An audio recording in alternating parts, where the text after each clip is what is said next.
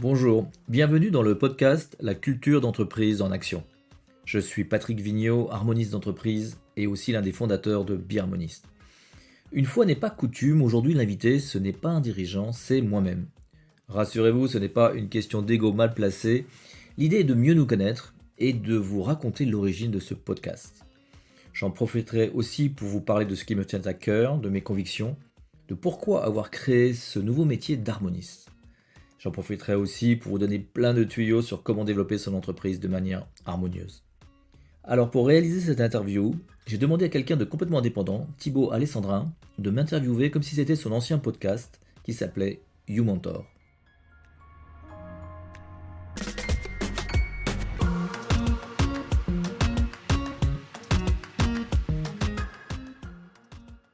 Je suis Thibaut Alessandrin et mon invité aujourd'hui est Patrick Vigneault.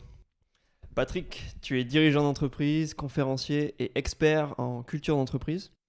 Ton parcours est d'une richesse incroyable. Tu as fait un début de carrière dans un cabinet Big Four, directeur financier, vice-président de sociétés à très forte croissance comme NetGem, que tu coteras notamment en bourse. Tu passes ensuite du côté investisseur puisque tu deviens managing partner dans le fonds d'investissement Oaklins avec 25 deals effectués par an. C'est en 2012 que tu décides de créer la société de conseil Biharmoniste, qui s'organise dans un réseau d'experts en culture d'entreprise et en cohérence à 360 degrés. À travers Biharmoniste, tu mets à profit ton expérience, ta vision du business acquis au cours de ta carrière pour transmettre ce qui te fait pour toi la réussite ou l'échec d'une entreprise, c'est-à-dire sa culture. Tu expliques le fait que nous vivons en pleine révolution technologique et sociétale, que nous sommes à un tournant et il revient à chacun d'entre nous de choisir quel sera le visage de son entreprise demain. Tu milites et agis pour une entreprise harmonieuse, équilibrée, sachant créer une dynamique vertueuse entre sens, performance, respect de l'humain et de toutes les parties prenantes. Car pour toi, c'est un choix gagnant pour tous et pour la société dans la durée. Patrick, bienvenue dans le podcast. Waouh, ça c'est une présentation. Bonjour à tous, merci Thibaut. Écoute, pour entrer directement dans le vif du sujet, comment t'es venue l'idée de créer Biharmoniste ? Est-ce que tu sentais qu'il y avait un vrai sujet aujourd'hui autour de la culture d'entreprise ? Comment ça t'est venu ?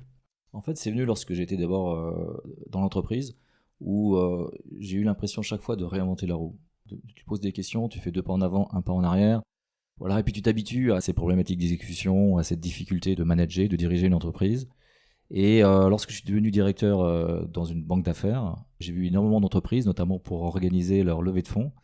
Et là, je me suis rendu compte que finalement, toutes les entreprises vivaient ce que j'avais vécu, c'est-à-dire que voilà, les choses n'étaient pas si claires que ça, mais qu'il fallait avancer. Et donc, en tant que banquier d'affaires, je m'amusais à, si tu veux, mélanger les mauvaises nouvelles avec les bonnes nouvelles pour faire en sorte qu'on réussisse à lever et convaincre des investisseurs. Et puis, un jour, j'ai croisé la route d'une entreprise qui m'a vraiment impressionné par son alignement.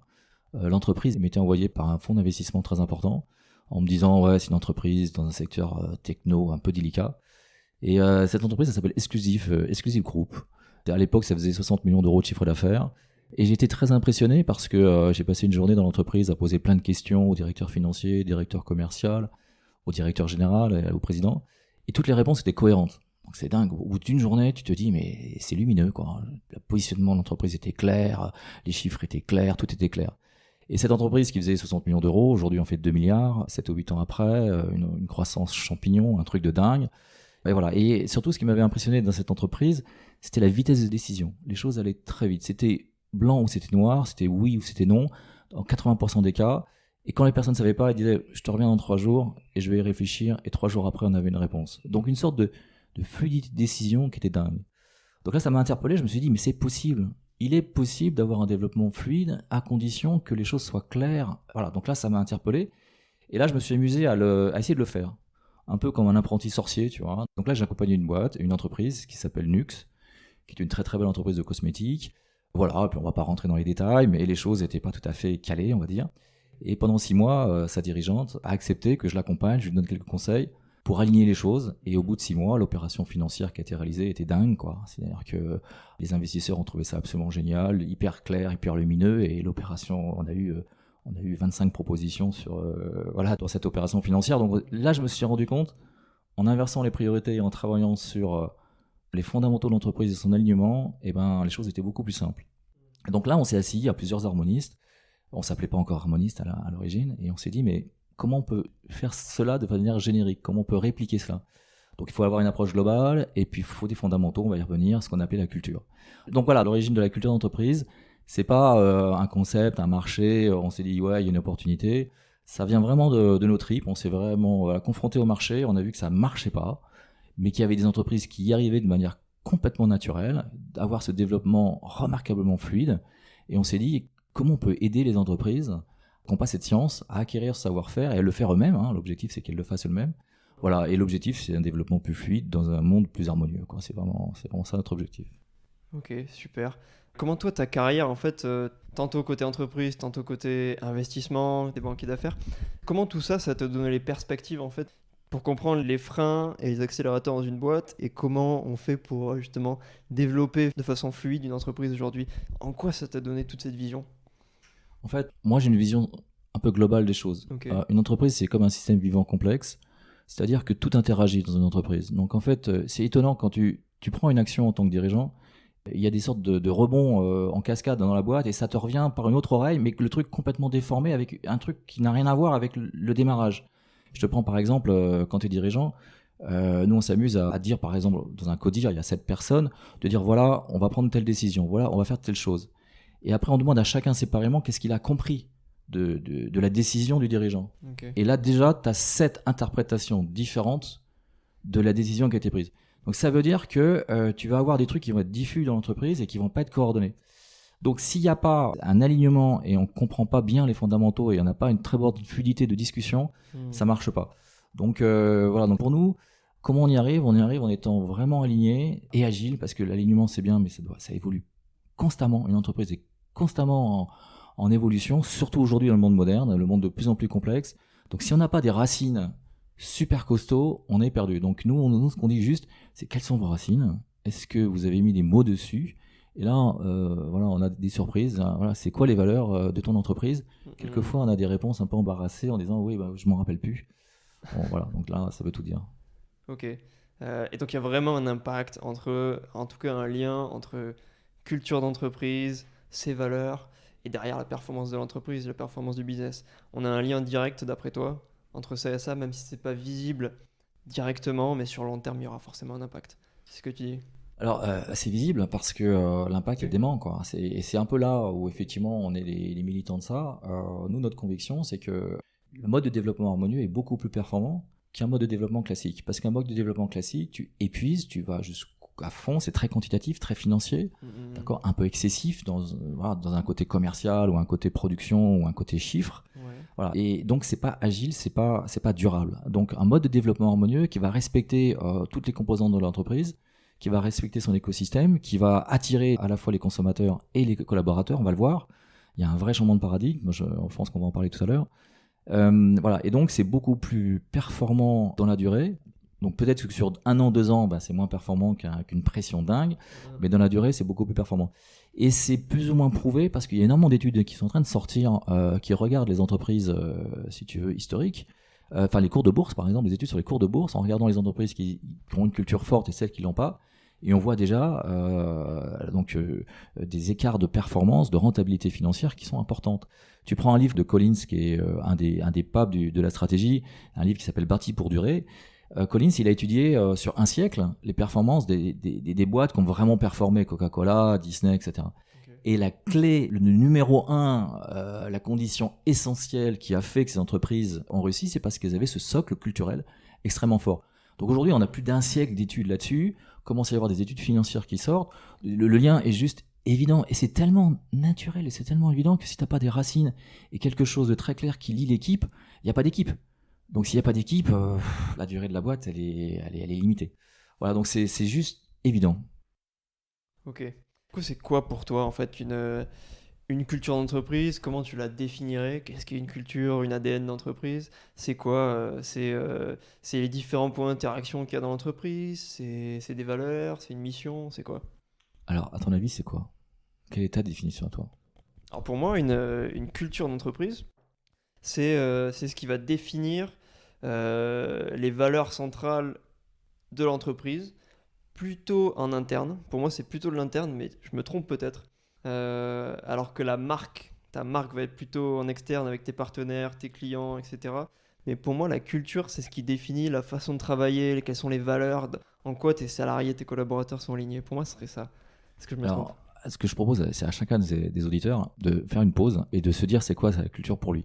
Et après d'écouter ce que je vais dire. Et en fait, si on pose la question à 200 personnes, on va avoir 200 définitions différentes de la culture. Certains vont dire c'est des rites, c'est des légendes, c'est des voilà. D'autres vont dire c'est la raison d'être. D'autres vont dire c'est des valeurs. Alors beaucoup les valeurs, hein, c'est 50% des réponses. Ça va être ça.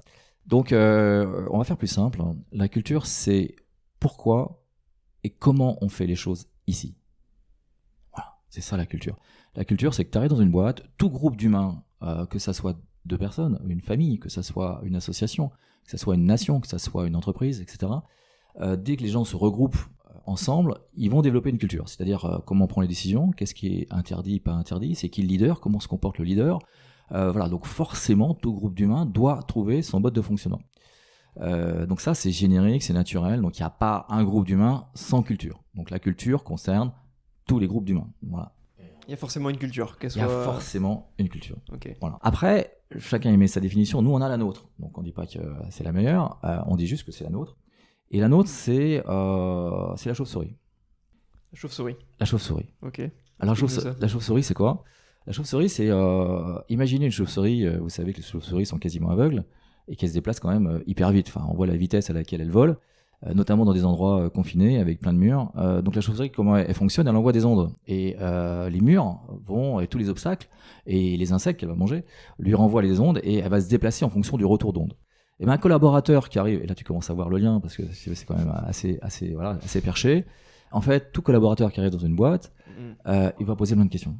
Et il va essayer de comprendre comment ça fonctionne. Ouais. Et si ce qu'on lui répond est extrêmement clair, c'est-à-dire que les murs sont droits, sont calés, et il a des informations qui lui reviennent de manière hyper pertinente, il va savoir comment se positionner, il va savoir comment se comporter dans ce nouveau groupe d'humains dans l'entreprise. Ok. Et si en revanche les murs changent tout le temps, les informations ne lui reviennent pas, il n'a pas les ondes, et ben la chauve-souris, elle s'arrête. Elle peut juste pas fonctionner, donc elle n'est pas efficace ou elle part. Donc la culture, pour nous, c'est l'ensemble des fondamentaux qui va permettre à un collaborateur nouveau, donc un collaborateur qui est déjà en place bien sûr, mais aussi tout nouveau collaborateur, de pouvoir fonctionner de la manière la plus efficace et plus autonome le plus vite possible. Donc pour nous, on va avoir une définition assez extensive de la culture. C'est bien sûr mission, vision, valeur, etc. On peut y revenir. Donc c'est tout ce qu'on appelle souvent effectivement l'aspect culturel, notamment valeur, raison d'être. Mais c'est aussi comment on prend les décisions, comment on est organisé. C'est aussi nos traits de personnalité. C'est quoi notre rapport à l'information? C'est quoi notre rapport à l'émotion? Est-ce qu'on a le droit à l'erreur? C'est quoi notre rapport à la modernité? Est-ce qu'on est agile? Voilà. Et puis c'est quoi notre business? Enfin, on fait quoi? On vend quoi? À qui? Pour quel bénéfice? C'est quoi nos savoir-faire? Donc en fait, si tu es un nouveau collaborateur, tu sais pas comment tu fais le business, tu sais pas comment on prend les décisions, tu connais pas la personnalité de l'entreprise. Est-ce que c'est une culture plutôt orale, une culture plutôt écrite? Tu connais pas l'ambition, tu connais pas la stratégie. Comment peux-tu être autonome? Tu peux pas. Donc voilà, donc la culture pour nous, c'est l'ensemble des éléments, l'ensemble des fondamentaux, on pourrait dire aussi, qui vont permettre à tout nouveau collaborateur d'y voir clair. Ok, donc ce que tu dis, c'est que la culture dans une boîte, elle est forcément existante, elle est présente. Après, le rôle de l'entreprise, qui a une culture, c'est de la rendre claire, justement, cette culture, de faire qu'un nouveau collaborateur comprendra facilement les différents éléments de cette culture pour qu'il puisse s'intégrer plus facilement dans cette culture et mieux la comprendre. Donc c'est écrire et rendre clair cette culture entreprise, c'est ça? Je crois que Thibaut, tu es peut-être un futur harmoniste, parce que ce que tu dis est très juste. Ah ouais, écoute. En fait, c'est exactement ça. Alors, ce n'est qu'une première étape. En faisant ça, tu as fait que, on va dire, un tiers du job. À peine. Mais c'est déjà une première étape hyper importante. C'est effectivement de clarifier l'ensemble de ces fondamentaux. Et c'est pas facile parce que, mettez-vous à la place, quand vous êtes dans une entreprise, ou dans une association, ou dans une famille, etc., vous vivez dans la culture. Elle est là. Elle existe. Comme tu le dis à très juste titre, elle est prégnante. Donc, tu n'as pas besoin de mettre des mots dessus, puisque tu vis, tu te comprends. Lorsqu'on est jusqu'à 10 dans la même pièce, on n'a pas besoin de se parler pour se comprendre. C'est juste évident. Donc, les choses vont vite parce qu'on baigne dans la même culture. On s'est regroupé, elle vit de manière très spontanée. Donc, c'est comme un poisson dans l'eau, comme l'air que tu respires. Tu es dans un TGV, tu vas à 300 km/h, mais tu ne te rends pas compte de la vitesse parce que tu es dedans. Si tu ne t'arrêtes pas à un moment donné pour mettre des mots dessus quelque chose qui existe, donc tu as tout à fait raison, la culture, elle existe, elle est là. Nous, notre rôle d'harmoniste n'est pas de la faire émerger dans le sens de la créer, elle est juste de mettre des mots sur votre culture, la culture qui est en vous, qui existe, qui est là, quoi. Mais ce n'est que la première étape. Ce n'est que la première étape, ok, on va parler de la seconde et troisième et peut-être quatrième aussi, non? Du coup, ça me fait penser, en fait, ça paraît être une notion fondamentale dans le business. Pourquoi aujourd'hui, en école de commerce, on n'a pas de cours de culture d'entreprise?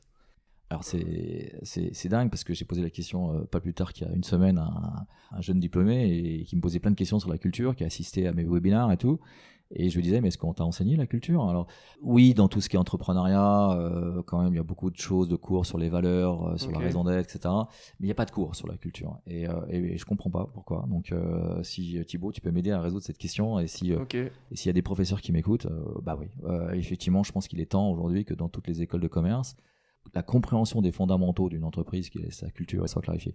Alors c'est couvert par plein de choses, c'est couvert par le marketing, c'est couvert par les RH, c'est couvert par la stratégie, mais il n'y a pas vraiment une synthèse de tout ça Hmm. de manière claire. Voilà. Donc on tourne autour, c'est évident qu'on en parle, mais on n'en met pas au cœur du sujet totalement, Hmm. et il n'y a pas d'expertise. Voilà. D'où la création du métier d'harmoniste, qui est vraiment un expert en culture d'entreprise. C'est vraiment ça, de se dire ouais, c'est un nouveau métier parce que c'est d'abord une approche globale, c'est une approche sur les fondamentaux, mais aussi sur l'alignement de l'entreprise autour de ces fondamentaux. Donc voilà, donc on a dû créer un nouveau métier parce qu'on se disait c'est pas de la stratégie, c'est pas de l'orga, c'est pas du RH, c'est pas du business, c'est pas de la finance, c'est tout ça ensemble. C'est tout ça, ouais. Ça englobe tout ça. Ouais, parce que moi je donne des cours en école de brand management, de Ouais. marketing de marque. Et en fait, moi je leur explique que aux étudiants, une marque c'est vraiment l'ensemble des points de contact et expérience, consciente et inconsciente, entre l'entreprise et toutes ses parties prenantes, fournisseurs, clients, salariés, investisseurs, etc. Est-ce que tu crois qu'il y a un lien entre une marque et la culture entreprise, et une culture forte? Est-ce que les deux sont dissociables? Est-ce que c'est la même chose? Est-ce que pas du tout? C'est quoi ton avis là-dessus?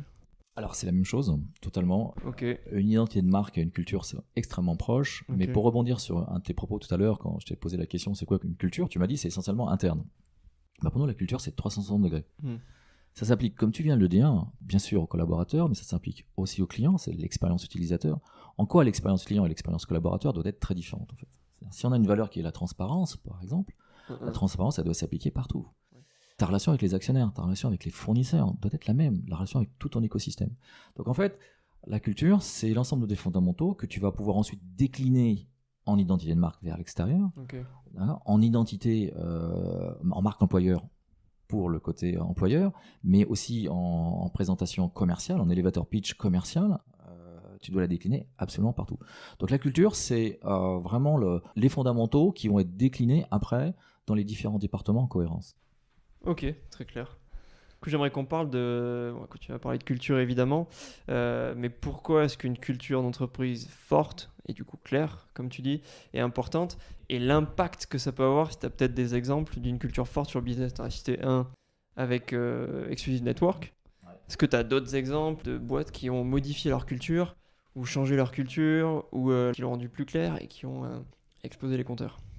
Alors, ce qui est hyper intéressant de ta question, alors il y en a plein qui le font, parce qu'il y en a plein qui le font naturellement, Mhm. et c'est assez remarquable.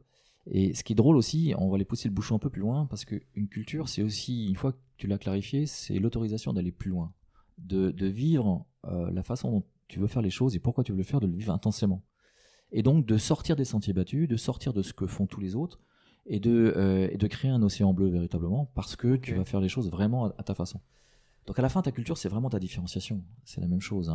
Ta différenciation première, c'est comment tu te comportes dans l'expérience utilisateur et l'expérience collaborateur. Voilà, donc Ok. pour répondre à ta question précise, donc des exemples, il y en a plein. Et je peux prendre des clients, je peux prendre des boîtes qui sont pas clients, mais prends Michel et Augustin, prends Nature et Découverte, prends McDo, prends L'Oréal. Voilà, toutes ces boîtes ont des cultures de dingue, Ouais. et leur succès, elle vient pas de nulle part. Elles ont créé un truc vraiment extrêmement fort. Et voilà, donc on va prendre un de nos clients, par exemple, c'est une petite courtier d'assurance, ils étaient 4 au départ, donc pour dire que ça concerne à la fois les grands groupes, à la fois les ETI, mais aussi les startups, voire les très jeunes entreprises. Mhm. Voilà, la culture d'entreprise, elle commence dès qu'on est deux, en fait, c'est vraiment à ce moment-là, et même soit seul, on peut se dire c'est quoi ma culture, c'est quand même une question relativement intéressante à se poser. Si je te demande quelles sont, Thibaut, tes valeurs personnelles, Ouais. voilà, c'est peut-être une question intéressante à se poser. Voilà. Et d'ailleurs, le dirigeant, de toute façon, infuse dans la culture d'entreprise, et les dirigeants, forcément, ont un impact. En tout cas, ceux qui ont créé une entreprise vont forcément mettre une partie de leurs valeurs et de leur Absolument. ADN dans la culture globale de la boîte. Absolument, notamment au départ, où vraiment le poids du dirigeant ou des dirigeants dans la culture d'entreprise est clé. Et puis au fur et à mesure que l'entreprise grandit, l'entreprise va s'enrichir de multicultures et donc la culture va un peu évoluer, va sortir du cadre uniquement du dirigeant. Voilà, puis quand vous êtes très gros, la culture elle est là, elle concerne des milliers de personnes, voire des centaines de milliers de personnes. Et puis lorsque vous êtes nouveau dirigeant, que le dirigeant change, le dirigeant va venir avec sa culture qui est la sienne. Et là se pose une vraie question, est-ce qu'il va impacter, donc transformer la culture d'entreprise, ou est-ce qu'il va s'insérer dans la culture d'entreprise pour peut-être la faire évoluer doucement, ou peut-être la garder telle qu'elle parce qu'elle est magnifique. Voilà, donc se posent des vraies questions, mais le lien entre dirigeant et la culture d'entreprise est extrêmement fort, parce que le dirigeant, il peut être bloquant, il peut transformer les choses, voilà, donc il a un rôle essentiel, puisque c'est lui, in fine, qui prend les décisions. Ce que tu dis aussi, c'est qu'une culture, elle est pas fixe. C'est-à-dire qu'elle se transforme au cours du temps, elle évolue, elle change, tout en pouvant garder des fondamentaux, mais une culture, elle est vivante. Elle est vivante parce que c'est la somme Ouais. voilà, d'un ensemble d'humains qui s'enrichit. Et elle est vivante parce que le monde bouge, donc c'est Darwin, donc à un moment donné, il faut que la culture évolue, donc l'espèce doit évoluer. L'entreprise doit évoluer et voilà, on est en pleine révolution, je dirais technologique, digitale, si l'entreprise ne s'adapte pas à ça. Et donc, c'est quoi la culture et c'est comment la culture doit s'adapter. Il peut y avoir des changements stratégiques majeurs qui sont impulsés par les actionnaires, qui sont impulsés par un nouveau dirigeant. Un changement stratégique majeur dans un nouveau marché peut nécessiter d'acquérir une culture qu'on n'a pas aujourd'hui, en tout cas de faire évoluer la culture. Donc le lien entre culture, stratégie est aussi direct. Okay. Donc j'ai toujours pas répondu à la question sur les exemples. Est-ce que tu veux que je revienne sur un exemple ? Si tu as un exemple, ouais. Bon, je vais prendre l'exemple de cette société qui s'appelle Shapka, qui était un de nos clients historiques, un petit courtier d'assurance. Donc vous voyez, il n'y a pas simplement des sociétés technologiques ou des startups à très forte croissance. Et son dirigeant, lui, ce qui était important pour lui, c'était des choses très simples, comme il voulait absolument de la bienveillance, la façon dont on répondait aux clients, et notamment ce que Shapka vend. C'est du courtage en assurance voyage. Donc c'est lorsque tu veux partir en tant que jeune, 1 an en tour du monde, ou que tu vas aller travailler en Australie, tu vas prendre une assurance sécurité sociale, etc., qui va te couvrir au-delà de la sécurité sociale. C'est-à-dire là, tu vas te couvrir à l'étranger, parce que la sécurité sociale va te couvrir que 3 mois, mais non pas 1 an. Okay. Et donc voilà, donc son métier, c'est de vendre ça. Et les jeunes ont beaucoup de questions. Si je fais de la plongée, si je fais du parachute, est-ce que je suis couvert, etc. Et voilà. Et donc une des premières valeurs de cette entreprise, c'est la bienveillance. Donc c'est de répondre aux gens. Et donc il y a un call center aujourd'hui qui fait une dizaine de personnes, voire une douzaine, parce que la société a bien grossi. Et l'instruction qui est donnée au call center, c'est non pas de répondre le plus rapidement possible aux demandes des clients, comme dans tous les call centers, c'est de répondre le plus de temps possible. C'est-à-dire de vraiment dire, là, vous partez en Australie, pensez à ceci, etc. Donc le monitoring, c'est pas la vitesse, c'est au contraire la non-vitesse de la réponse. Okay. D'accord ? Qu'est-ce que ça a généré en termes de business ? C'est très très vite. Cette entreprise, Shapka, s'est démarquée complètement des autres sociétés parce qu'il y a eu un bouche à oreille en disant, voilà, on a des vrais conseils, on a des gens qui prennent le temps de nous répondre. Et donc là, c'est créé tout de suite une différenciation et donc un buzz autour de cette marque qui est un truc de dingue. Donc, le deuxième exemple, très business, la réactivité. Ce que ce dirigeant souhaite, lui, ça lui paraît naturel, c'est qu'on réponde dans la journée à toutes les questions. C'est-à-dire que même s'il y a une surcharge du call center, même s'il y a des mails, etc., tout doit être répondu le soir quand on part. Donc, ce qui est extrêmement challenging au niveau des équipes. Bon, voilà, donc là, on peut se dire, mais comment faire ? Et c'est vraiment le mode de vie de l'entreprise qui, au départ, c'était difficile, mais chaque collaborateur qui arrive est formé à cette vitesse. Vous avez déjà des réponses qui sont hyper chaleureuses et vous êtes répondu hyper rapidement, là où d'habitude les courtiers d'assurance vous répondent en 3 jours, 1 semaine. Okay. Donc déjà hyper différenciant. Dingue, ouais. Je te prends un troisième exemple pour donner des exemples très concrets de liens entre la culture et le business. Le problème, c'est que quand tu pars en voyage comme ça autour du monde, c'est souvent les parents aussi qui s'inquiètent pour son enfant qui va partir en sac à dos très très loin, et de la mère de famille travaille, et donc elle regarde les polices d'assurance le week-end. Et donc le lundi, il y a 5 fois plus d'appels que le mardi, le mercredi, le jeudi, le vendredi. Donc, comment vous faites pour répondre à 5 fois plus d'appels le lundi voilà. Donc, qu'est-ce qu'on peut faire ? Donc, je te pose la question, Thibaut, qu'est-ce que tu ferais quoi, toi ? Qu'est-ce que je ferais si il y a plus d'appels le lundi ? Qu'est-ce que je ferais pour pouvoir intercepter tous les appels ? Ouais, pour pouvoir répondre à tous les appels dans la journée. Est-ce que tu fais appel à un call center externe à l'île Maurice ou au Maroc ? Non, parce qu'il faut garder les valeurs de l'entreprise. Et t'as pas la bienveillance, t'as pas le cœur, t'auras pas la technicité pour bien répondre aux gens. C'est proposer aux gens de les rappeler. Proposer aux gens de les rappeler, mais tu réponds. Donc tu peux prendre rendez-vous pour le mardi et le mercredi, mais tu réponds pas dans la journée. Voilà, donc non, ça correspond pas à la valeur de réactivité. Donc qu'est-ce qu'on fait ? Alors je vais vous donner la réponse parce que sinon... Tu m'intrigues, ouais. La réponse, c'est que là encore, c'est les collaborateurs qui la trouvent. Donc nous, en tant qu'harmoniste, on ne va pas vous donner les solutions. On va faire travailler les collaborateurs. Donc là, on réunit, à l'époque, il y avait une quinzaine de personnes. Aujourd'hui, ils sont une cinquantaine. Et on a réuni les 15 personnes et on leur a dit, mais qu'est-ce qu'on fait? Et là, très vite, il y a eu le comptable qui a dit, mais moi, je passe ma journée en comptabilité. Le lundi, ça ne me dérange pas de passer une de mes journées à répondre. Puis l'informaticien a dit, ouais, moi aussi. Voilà. Et aujourd'hui, dans l'entreprise Chapka, la totalité de l'entreprise, lundi, répond au téléphone. Alors bien sûr, il y a une procédure d'escalade, c'est d'abord le call center, ensuite il y a le marketing, après il y a le commercial, etc. Et puis à la fin, il peut y avoir l'informatique, non pas le dirigeant, les dirigeants ils sont au milieu. Et puis il y a l'informaticien, le comptable, parce que c'est pas forcément des gens qu'il faut déranger tout le temps, mais la totalité de l'entreprise répond au téléphone le lundi. Pourquoi c'est possible et pourquoi ce n'est pas possible dans une autre entreprise? C'est possible parce que c'est cette valeur depuis l'origine et ça paraît totalement normal aux gens. Voilà. Mais là, imaginez le gain de productivité. Plutôt que de former 5 fois plus de personnes, plutôt d'externaliser, d'avoir un mauvais service, vous avez à un coût nul, ou quasi nul, vous avez répondu à votre problème, grâce à la culture d'entreprise. Et des clients encore plus satisfaits potentiellement, parce qu'ils parlent à des gens qui sont au cœur du business et qui ont peut-être d'autres infos à leur donner. Donc c'est exceptionnel. Et à ton avis, Thibaut, c'est quoi l'impact sur l'équipe? Sur l'équipe marketing, sur l'équipe comptable, etc. Ils se sentent plus impliqués dans la boîte, dans leur mission, et ils ont du feedback direct du client. Exactement, ils ont compris, ça a du sens déjà. Déjà, ils aident les jeunes à partir, à découvrir le monde. Donc déjà, ça donne du sens à ce qu'ils font, même si on est comptable informaticien, le mec, il se rend compte que il a compris les produits, parce que pour faire ça, il a été formé à répondre. Donc il connaît les produits. Et puis s'il y a une solidarité, une transversalité interdépartement. Donc meilleure connaissance intrinsèque du business, un véritable sens qui est donné, une véritable cohésion par une dynamique collective. Voilà, donc, et là, c'est complètement atypique. Je ne connais pas beaucoup d'entreprises qui font ça. Donc avoir une culture et l'incarner à fond fait qu'à la fin, tu vas faire des choses de manière très spontanée, complètement différentes des autres. Et des exemples autour de cet exemple-là, ça va très très loin. C'est la façon de communiquer, la façon de vendre, tout est à l'avenant. Ça vient de ça. Et le fait que tu parles de call center, ça me fait penser à quand je travaillais au marketing chez Bentley Motors en Angleterre au siège. On travaillait beaucoup avec des call centers, forcément, pour gérer tout ce qui est prospection. Qu'il y avait un client qui était intéressé par un nouveau véhicule qui sortait, ou même qui était intéressé par un des événements que Bentley organisait. Ça passait toujours par le call center. Mais le call center, ils étaient super intégrés, ils étaient externes. C'était pas dans l'entreprise, dans les bureaux de l'entreprise. Mais ils étaient super intégrés aux équipes. Il y avait des points réguliers, soit nous, on allait directement les voir avec les team leaders dans les call centers, soit ils venaient chez nous. Ils étaient intégrés à la culture Bentley. Tu sentais qu'ils faisaient partie de l'entreprise, même si c'était une société externalisée. Et c'est ça qui fait aussi le succès de Bentley, en partie. C'est que c'est un point de contact super important où les clients sont au téléphone avec le call center régulièrement. Il faut que tu aies une qualité, surtout dans le luxe.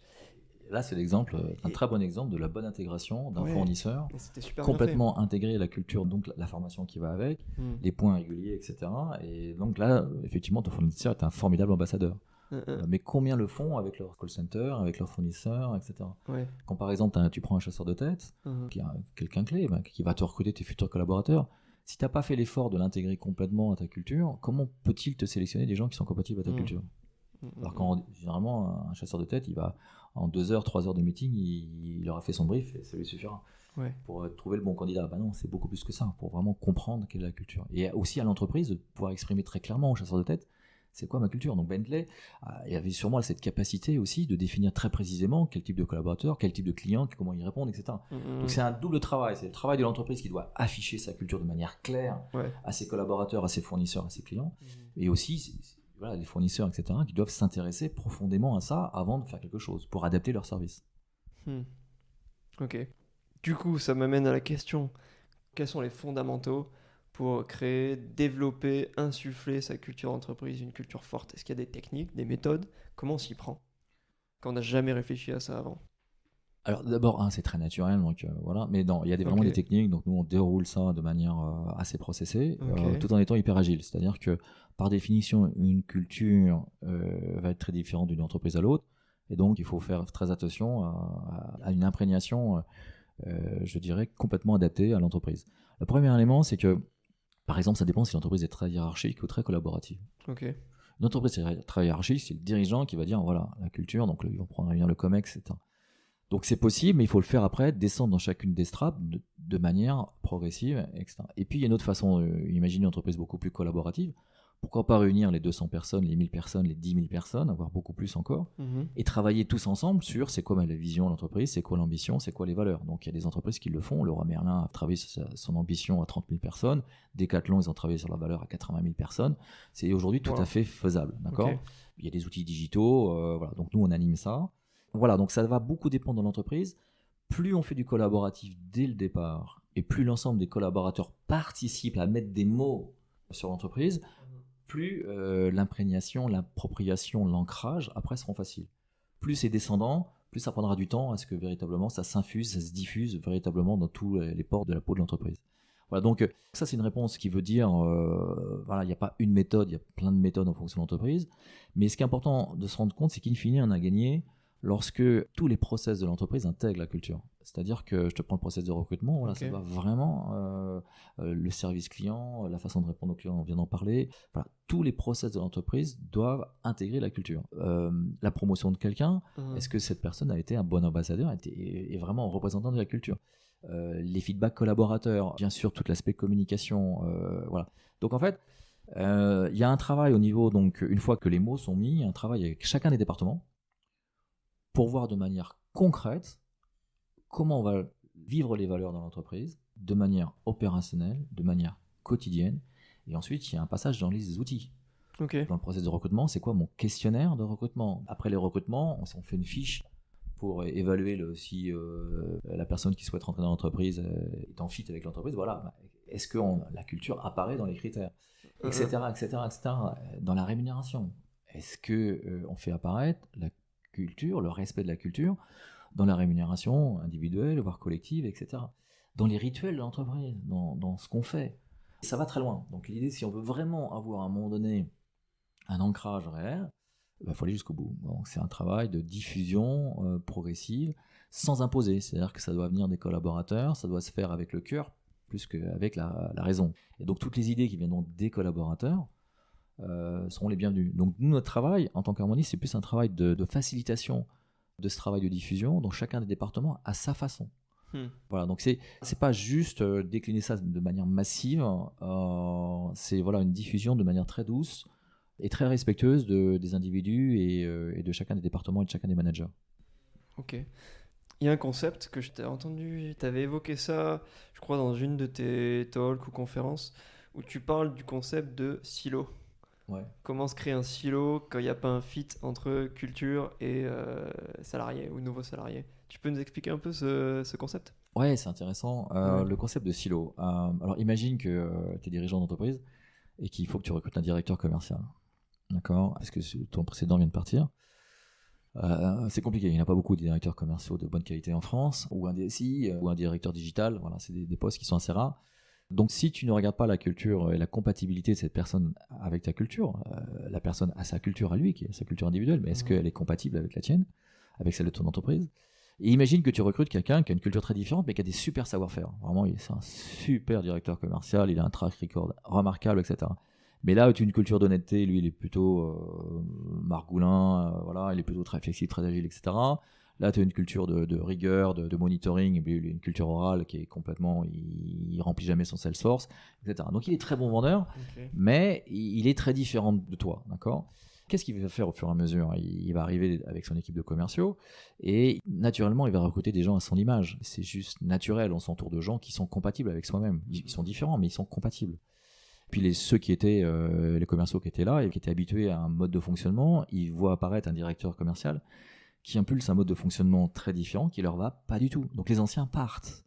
Donc tu vas te retrouver au fur et à mesure avec un département commercial renouvelé au bout d'un an, avec des gens complètement dans la culture du nouveau directeur commercial qui n'est pas du tout la culture initiale de l'entreprise.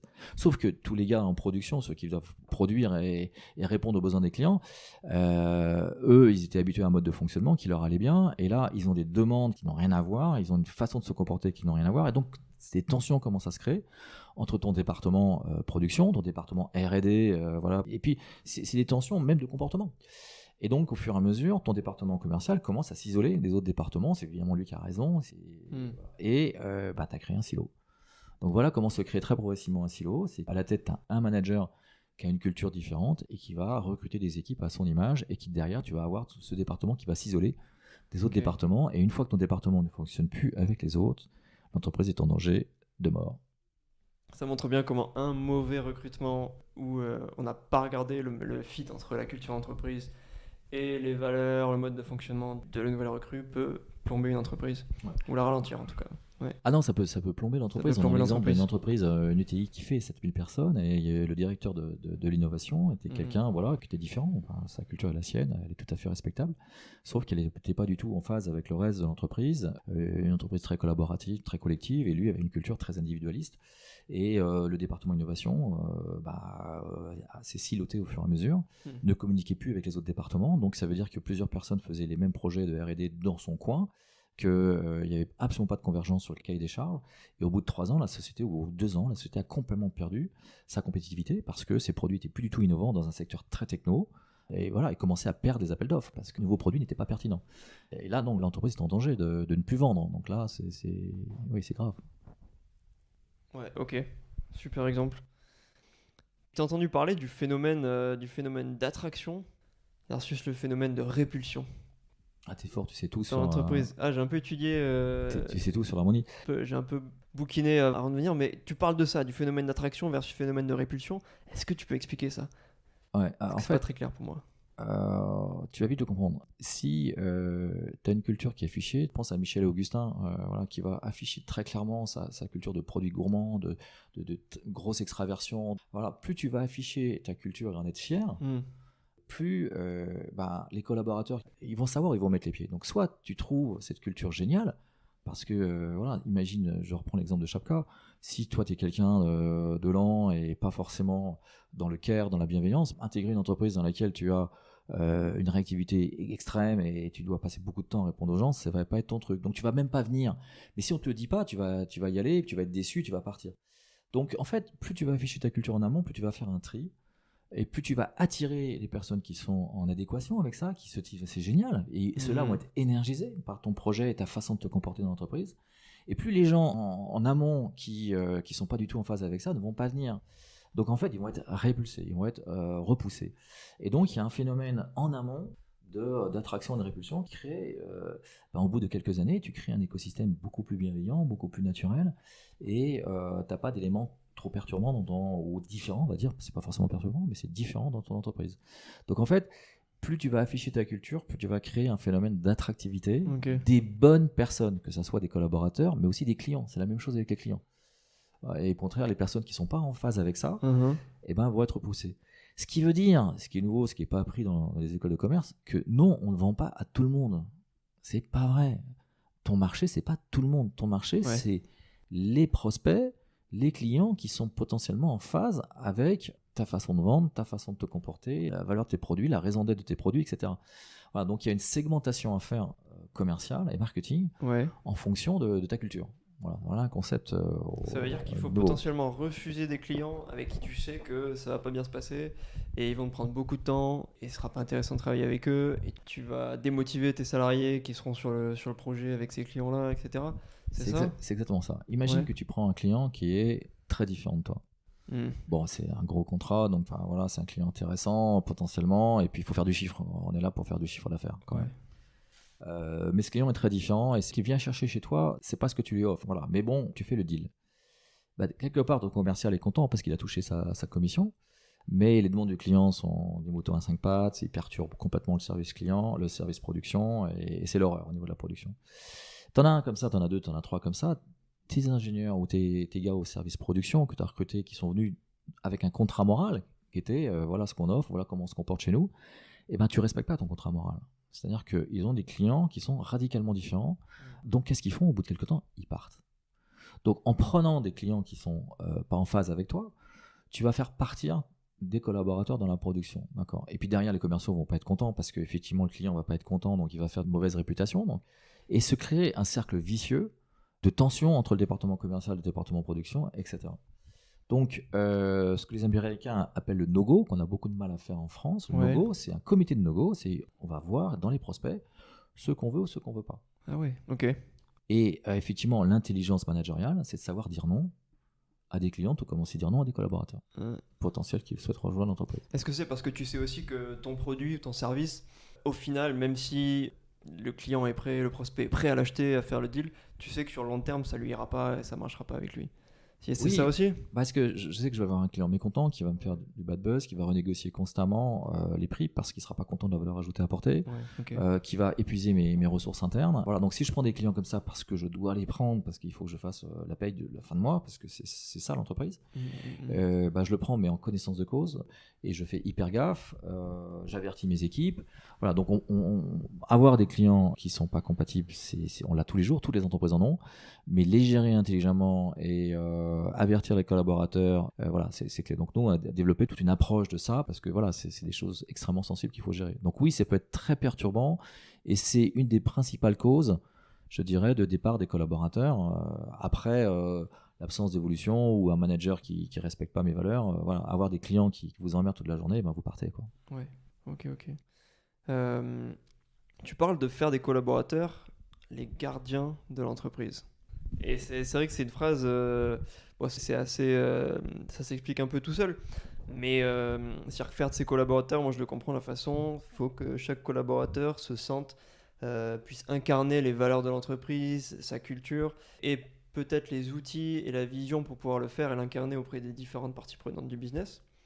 Comment tu le vois, toi, faire des collaborateurs, les gardiens de culture entreprise? Parce que je crois que c'est une phrase de toi, ça, en plus. Oui, c'est absolument, Ouais. je crois, ouais. Enfin, en tout cas, je le dis depuis tout longtemps, très longtemps. C'est peut-être pas moi qui l'ai dit le premier, je sais pas, mais Ok. en fait, le fait de dire souvent le patron s'estime le gardien de la culture, ou les managers s'estiment ensuite gardiens de la culture, puis les middle managers s'estiment les gardiens de la culture, etc. Ouais. Et nous, on dit que vous, dirigeants, vous, managers, vous avez gagné lorsque, effectivement, les collaborateurs sont les propres gardiens. Le rôle d'un manager ou le rôle d'un dirigeant, c'est de créer les conditions pour que les collaborateurs s'éclatent, d'avoir un cadre extrêmement clair dans lequel fonctionner, notamment tous ces fondamentaux, toute cette culture. Donc, c'est quoi le mode de fonctionnement?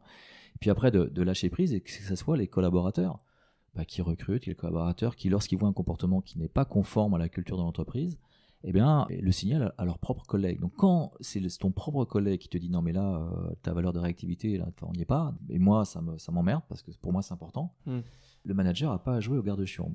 Il y a par exemple dans une entreprise, faut citer Disney, mais Disney, c'est les managers qui le font, mais je connais une entreprise qui a attribué à tout le monde en digital des sortes de points. Et quand tu vois quelqu'un qui n'est pas dans ton département, mais qui est dans un autre département, faire une action qui est vraiment en phase avec la culture, qui te rend service et qui est en phase avec la culture d'entreprise, tu lui donnes des bons points, quoi. D'accord? Et au bout de X bons points, tu as le droit à un voyage, tu as le droit à une sortie au théâtre, à l'opéra, c'est de la notation entre. C'est la gratitude, c'est pas de la notation, c'est de la gratitude. Si tu dis au gars, bravo, c'est de la reconnaissance que tu es un super ambassadeur des valeurs. Et c'est de la reconnaissance entre collaborateurs. Okay. Ce qui fait qu'à la fin, ça entretient tous ces mécanismes, c'est des mécanismes pour entretenir la flamme. Voilà. Donc nous, on dit que effectivement, le rôle du manager, c'est de créer un cadre. Ensuite, de lâcher prise le plus possible avec les collaborateurs, c'est à eux d'être en action et le dirigeant n'a pas à prendre la pression quotidienne de se dire ma culture. Non, il faut qu'elle soit diffusée partout. Et voilà, on prenait l'exemple de Disney, on prenait l'exemple de Coca-Cola, on prenait l'exemple de McDo. Voilà, là, c'est des boîtes dans lesquelles la culture elle est partout et tous les collaborateurs en sont imprégnés. Et voilà, et c'est pour ça que ces entreprises réussissent. Elles sont alignées parce qu'elles ont ce point central. La culture, ça va être le point central, le centre de gravité de l'entreprise. Et ce qui est intéressant, c'est de se dire, j'ouvre une notion qui est très importante pour nous, c'est la diversité. Parce qu'une des questions, ça peut être qu'on a souvent, qui est de dire, mais si on a une culture, est-ce que c'est pas du clonage? Est-ce qu'on n'est pas tous les mêmes? Au contraire. Le clonage a lieu quand, justement, vous prenez des gens exactement de votre même profil. Alors que si vous avez un ensemble de choses dont les valeurs qui sont définies, qui sont votre point commun, ça va justement créer cette confiance et qui va ouvrir à des personnes différentes, des religions différentes, des pays différents, etc. Et donc, avoir un centre de gravité fort, culturel, va au contraire vous permettre la diversité. Et donc, c'est l'inverse, en fait. C'est d'avoir une culture forte. Donc, effectivement, il y a des choses qui sont en commun. Il y a une raison d'être, une vision, pourquoi on fait les choses, vers où on va. Donc, ça, on partage. Il y a effectivement des comportements qu'on partage. Mais tout le reste, ce à quoi on croit, plein d'autres choses qui sont complètement différentes. Et c'est la richesse qui fait l'agilité et donc qui fait la réussite des entreprises. Donc avoir une culture ouvre au maximum de diversité parce qu'on a la confiance. Ok. Comment tu fais pour la diffuser du coup ces cultures dans l'entreprise? Est-ce que tu crées un manuel de la culture, un outil, un document où tu affiches tes valeurs dans ton bureau, tu les écris partout? comment ça se transmet concrètement en fait? Alors concrètement, chaque entreprise va définir la façon Ok. de la transmettre, là encore. Alors nous, on a plein d'idées, plein de bonnes pratiques, plein de codes de culture, plein de façons de mettre ça en œuvre. Donc nous, on va insuffler Ok. plein d'idées, parce que c'est ça l'idée. Aussi, c'est d'aller vite, en fait. L'idée, c'est ces chantiers qui sont lourds, c'est des chantiers un peu conceptuels, alors on est dans le quotidien, on a plein de choses à faire. Donc nous, ce qu'on dit aux chefs d'entreprise, aux managers, c'est ouais, mais si vous n'avez pas pris le temps une seconde de bien caler vos racines, de bien caler vos fondamentaux, eh ben, vous pouvez pas déléguer, donc derrière vous allez continuer à être sous l'eau, etc. Donc prenez le temps de comprendre votre culture, d'y mettre des mots, prenez le temps de la communiquer, de l'afficher, de la faire vivre, de créer des rituels, de créer des symboles, de créer des affiches, de créer tout ça autour. Voilà, donc il y a des milliers d'exemples avec la cafette, avec la culture affichée. Il y a ce que je disais là, ces petits bons cadeaux. Il y a le gars qui est tous les trimestres. Il y a le gars qui représente la valeur Intel ou qui a le mieux porté la mission de l'entreprise, qui est Monsieur Valeur Réactivité du trimestre. Exact. Tu as des milliers de choses comme ça. Et puis il y a des sociétés qui ont vraiment affiché à fond leur culture. D'une boîte comme Davidson par exemple, qui est une société de service, a fait un culture book qui est très très puissant, Ouais, et ok. ils le communiquent en externe à tout le monde, et ça fait partie de leur communication commerciale de dire voilà comment on se comporte chez nous. Donc voilà, il y a plein de façons et à chacun de trouver sa façon, qui peut être une façon des rituels, des affiches, du digital. Il y a plein de façons de faire vivre cette culture, et donc nous, on fait un plan de communication, on aide le département communication Ok. à travailler sur comment on va non seulement communiquer la culture, mais la maintenir dans le temps. Voilà, donc ça fait partie effectivement de ce qu'il faut faire pour vraiment que la culture soit incarnée. Il faut quand même l'entretenir, quoi. Ça me fait penser à, tu dois connaître dans le milieu de l'investissement Ray Dalio, qui est le CEO de Bridgewater. C'est une grosse boîte d'investissement américaine, peut-être la plus grosse, qui valent des milliards et des milliards. Ouais. Et en fait, c'est lui, ce qu'il a fait, ils sont basés à New York. Et ce qu'il a fait, c'est pour diffuser ses valeurs et ses principes, en fait. Lui, il a des principes, il a des grands principes, il a écrit des livres là-dessus, etc. Et sur son site, il a une page avec les principes de Bridgewater. Et il a une vingtaine de principes, principe 1, principe 2, principe 3, qui sont en fait des valeurs. Et pour lui, c'est hyper important. C'est hyper important d'avoir ces principes et que les autres sociétés le fassent, ou lui-même aujourd'hui transmet ces principes qui sont potentiellement applicables dans d'autres entreprises. Et il dit que c'est ça qui a fait le succès de Bridgewater, le succès commercial, financier, c'est des milliers de salariés. C'est grâce à ces principes de base en fait qu'il a insufflé dès le début. Ouais, en fait, beaucoup d'entrepreneurs qui ont réussi, notamment dans les startups, disent que pourquoi ils ont réussi, pourquoi ils ont été si vite, c'est d'avoir réussi à créer cette dynamique collective, et ça a été la clé du succès. Donc, tu as de plus en plus de gens qui le disent, donc c'est vrai que ça diffuse. Tu prends l'exemple d'OVH qui est quand même une des plus belles, je dirais, entreprises françaises aujourd'hui, qui va très très vite.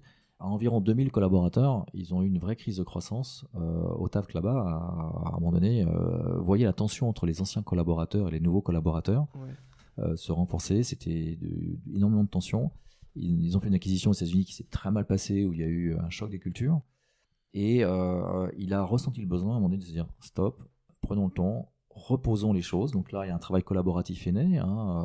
Ils ont retravaillé sur l'ensemble de leur ambition, vision, valeur, etc. Et ça a redonné une énergie collective. Les gens se sont rendus compte qu'ils n'étaient pas si éloignés que ça, qu'il y avait plein de choses, notamment tournées autour de l'humain. Il y a énormément de bienveillance chez OVH. Okay.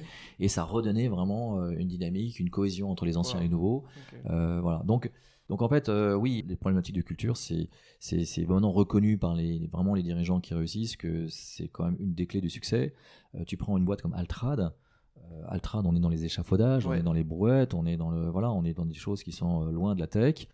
C'est aujourd'hui, je ne sais plus combien de milliards de chiffre d'affaires, c'est 3-4 milliards, c'est 40 acquisitions, et pourtant il y a une culture maintenue jusqu'au bout, et ça fait partie des clés du succès. Et voilà, et Moed Altrad le dit très juste dit, l'important c'est de maintenir cette culture au fur et à mesure des étapes. Et il n'y a pas de limite en fait. Souvent on dit mais la culture au bout de 50-100 personnes, que je connais plus les prénoms de tout le monde. Voilà.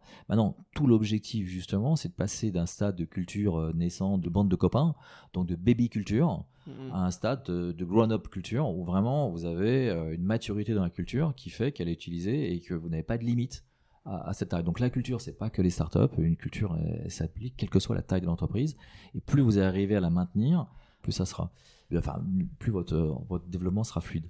Alors après, ce qui nous sur laquelle on aime beaucoup travailler aussi, c'est et un pan qu'il faut prendre en compte, c'est tous les changements, parce que La culture, elle n'est pas figée. Tu l'as dit tout à l'heure, elle évolue. Mhm. Mais tu peux avoir un nouvel actionnaire, tu peux avoir un nouveau dirigeant, tu peux avoir une acquisition, tu peux avoir un changement de stratégie que t'impose le marché. Voilà. Et donc là, il y a un changement. D'accord. Et le changement nécessite de regarder la culture à gauche existante, de regarder la culture à droite du nouveau dirigeant, du nouvel actionnaire, du nouveau projet de l'évolution, et de se dire comment on fait pour faire évoluer, pour transformer la culture et de mettre de l'intelligence. Voilà. Donc la culture se gère, il faut la décliner, il faut la faire émerger, tu l'as dit. Il faut la décliner, qu'elle soit imprégnée. Ok. Et la troisième élément, il faut la faire évoluer dans le temps. Et pour ça, l'entreprise vit des choses incroyables. Toute entreprise vit des choses incroyables dans le temps. Et donc, arriver à la maintenir ou la faire évoluer de manière intelligente, en prenant le recul et de manière conscientisée. Voilà. Donc, tout manager aujourd'hui devrait être, comme tu l'as très juste titre, formé à la base à ça, parce que c'est un outil absolument clé de transformation et de modernisation, quoi. Ok. Alors tu parles beaucoup du concept, et d'ailleurs c'est le nom de ta boîte, du concept d'harmonie. Ouais. C'est un concept qui est assez fort. Pourquoi l'harmonie et pourquoi ça représente aujourd'hui ton entreprise? J'imagine que toi c'est la valeur de ton entreprise, une des valeurs principales en tout cas de ta boîte, de Biharmoniste. Et c'est aussi une valeur universelle en fait qui peut s'appliquer à plein de choses, c'est une très belle valeur. Pourquoi c'est ta valeur? Pourquoi l'harmonie? Et en quoi ça te permet de mieux accompagner tes clients aujourd'hui? Alors, l'harmonie, qu'est-ce que c'est? L'harmonie, c'est lorsqu'il y a plein de choses et qui vont rentrer en résonance, que ça va être beau, tous ensemble, mais autour d'un référentiel. Donc, il faut qu'il y ait une mélodie, il faut qu'il y ait un diapason, il faut qu'il y ait un la de départ, enfin, il faut qu'il y ait quelque chose qui va donner, qui va guider le truc. Tu prends le jazz, quand il y a les buffs en jazz, eh ben, on va commencer sur une mélodie, la mélodie va évoluer, mais on va garder toujours le même rythme ou le même truc qui va faire qu'il va y avoir la même chose qui va continuer. Donc l'harmonie, c'est vraiment l'alignement de choses disparates autour d'un centre de gravité. Donc voilà, en fait, quand on a vu ça, on s'est dit, mais c'est exactement ce qu'on fait. Enfin, je veux dire, la culture, c'est ça le centre de gravité, c'est l'ensemble de ses fondamentaux. Et l'important, c'est que tout soit aligné autour de ça, mais pas de façon figée. Il faut bien sûr que ça soit évolutif. Voilà, donc on s'est dit, mais c'est ça, ce qu'on fait, c'est on fait de l'harmonie, donc ça nous a fait rire. Au départ, on savait pas si on devait s'appeler consultant ou coach ou formateur. On s'est dit, mais non, mais nous, on voit les choses à 360 degrés, on voit les choses en ce qu'on appelle en systémie, c'est-à-dire on voit les choses de manière complète, dans tous les, ça doit vraiment refléter toute l'entreprise. Et donc on s'est dit, on va s'appeler harmoniste. Et puis on s'est dit, est-ce que c'est un nouveau métier? C'est jamais facile de créer un nouveau métier parce que c'est une nouvelle case et les gens ont du mal voilà, faut que ça rentre dans les mœurs. Donc c'est un challenge. Mais voilà, on a refusé d'être consultant ou d'être coach. Alors tous les harmonistes sont des managers qui sont formés au coaching, donc ils sont tous formés, quasiment tous formés au coaching, parce que on accompagne de l'humain aussi beaucoup. C'est quand même des transformations, c'est quand même voilà, ça se fait pas uniquement en disant voilà c'est ça notre culture. Il faut vraiment créer de l'émotion, créer de la joie, faire transformer les gens. Voilà, donc il y a beaucoup d'humains pour faire ça. Donc c'est fait un carré qu'il faut mettre dans un rond, qu'il faut mettre dans un carré, qu'il faut mettre dans un rond. Donc c'est cerveau gauche, cerveau droit. Donc voilà, donc l'harmonie, ça c'est cette capacité d'être à la fois consultant, à la fois coach, de manier le cerveau droit et le cerveau gauche pour arriver à ce que finalement ça soit diffusé de manière douce dans l'entreprise. Donc voilà, donc donc c'est une nouvelle case. Donc on est arrivé à se dire finalement on va créer un nouveau métier. On nous a traité de fous furieux au départ. On a mis 3-4 ans avant d'émerger. Donc au départ on nous disait mais c'est quoi cette notion de culture, c'est quoi cette notion de valeur? Et aujourd'hui, moi, ce que je souhaite saluer, c'est les jeunes, quoi, parce que les jeunes, voilà, c'est malheureusement pas nous, harmonistes, qui avons réussi à imposer, pas imposer, mais à persuader tout le monde. Aujourd'hui, c'est les jeunes qui font bouger les choses. Okay. Pourquoi les jeunes? Parce que là, j'ai eu le cas d'une très belle start-up que nous accompagnons. Ils ont levé 40 millions d'euros. Là, ils sont passés de 40 à 180 personnes dans l'espace de 1 an. Et la demande de la contrôleuse de gestion, lors d'un séminaire qu'on a fait récemment à Lyon, la contrôleuse de gestion dit mais moi je fais des entretiens de recrutement pour renforcer l'équipe finance qui a besoin de grossir, et on me demande c'est quoi les valeurs de l'entreprise, c'est quoi la culture de l'entreprise, et je bafouille et je sais pas quoi dire. Donc il y a le département com qui a dit moi il me faut des axes de communication et il y en a plein et je sais pas lesquels choisir, et voilà. Et donc à la fin ils sont tous perdus quoi. Ouais, les gens sont un peu perdus. Et donc mais ce qui fait bouger les choses aujourd'hui véritablement, c'est les RH, parce que un jeune qui va dans une entreprise, si 1 sur 3, c'est pas tous, mais une grosse majorité, enfin en tout cas une grosse proportion, va poser des questions. C'est quoi votre raison d'être? C'est quoi vos valeurs? Pourquoi vous faites les choses? Comment vous faites les choses ici? Il va regarder le manager, il va se dire c'est quoi votre style de management? Et est-ce que j'ai envie d'être managé par vous? Est-ce que demain j'ai envie d'être un manager comme vous? Et aujourd'hui, il y a des très très grosses entreprises qui n'arrivent plus à recruter, alors bien sûr dans le digital, mais partout aujourd'hui, ou qui n'arrivent pas à avoir les meilleurs talents. Donc au fur et à mesure, on a des talents qui sont pas de moins enfin qui sont qui sont pas les meilleurs. Et dites-moi qui vous recrutez et je vous dirai où vous entrez dans 5 ans. Donc c'est ces recrues-là qui font l'avenir dans la boîte. Donc si vous recrutez pas les meilleurs et si vous recrutez pas des gens qui sont en phase avec vous, vous n'irez pas. Donc aujourd'hui, il y a beaucoup de chefs d'entreprise qui n'arrivent pas à recruter ou qui recrutent et qui voient les collaborateurs partir au bout de 3 mois, au bout de 6 mois, comme ça, du jour au lendemain. Et on se dit, mais ils sont insupportables, c'est jeune. Mais moi, je posais la question aux chefs d'entreprise, c'est quoi votre culture? Est-ce que vous l'avez exprimée? Est-ce que elles sont souvent belles? Les cultures d'entreprise sont souvent beaucoup plus belles qu'il n'y paraît. Mais est-ce que y a cette fierté d'appartenance? Est-ce que vous l'avez exprimé? C'est quoi le parcours collaborateur? C'est quoi le parcours de recrutement? Voilà, donc nous, on va aider l'entreprise à vraiment créer cette fierté d'appartenance, améliorer son parcours de recrutement, améliorer le parcours collaborateur une fois que la personne rentre dans l'entreprise, notamment l'onboarding.